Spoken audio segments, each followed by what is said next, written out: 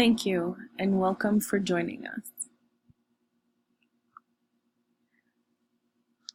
We have found a new disease and are testing for Soylent Green.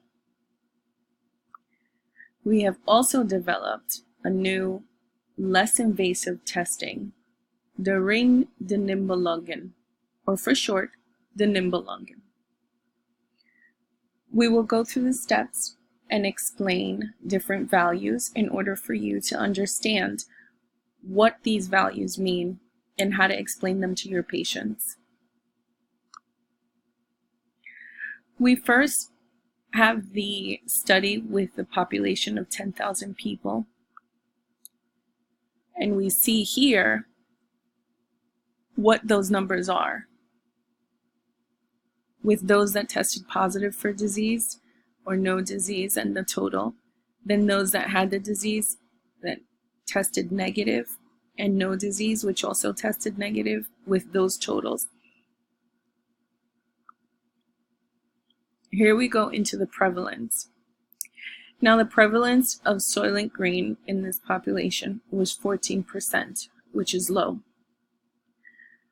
When we go through the values and see that the prevalence is low, that will ultimately affect the positive predictive value as well as the negative predictive value. Because when the prevalence of the disease Soylent Green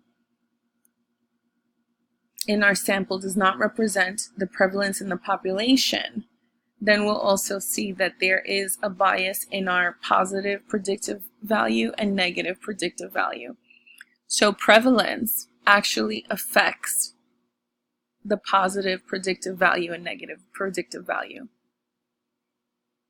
When the prevalence is low, the positive predictive value will also be low. As it increases, so shall the positive predictive value, and in turn, the negative predictive value will decrease. Now here we see with sensitivity that the Nibelungen testing is at 91%.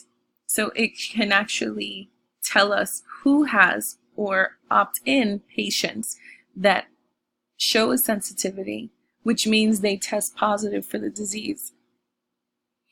However, the specificity is low. The specificity would rule out that someone has the disease or state that they have a negative test value. But being that the sensitivity is high,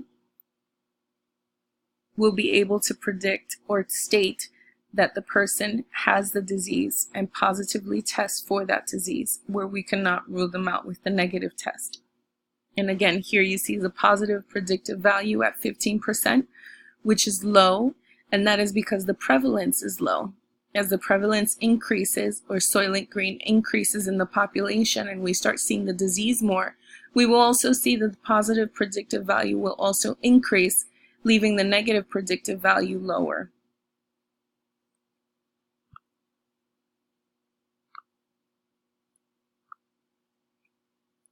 Again, what this means is that prevalence, the existence of the disease Soylent Green in the population, is low. The sensitivity testing of the Nibelungen is high, which tells us who in the population does in fact have the disease. The specificity of the test, the Nibelungen, is low, which means we cannot state that the negative values are true values. We can only state that the positive values are true values.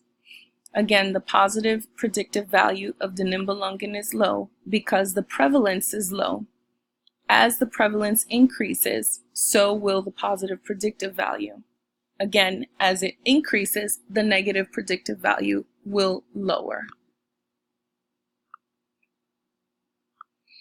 You can explain these things to the patients in stating that it is less invasive as compared to the intravenous dye imaging testing, which means it's less painful. There is better accuracy. As you saw, there's 91% will let us know that they are positive, and it is a quick test. And here are the references. Thank you.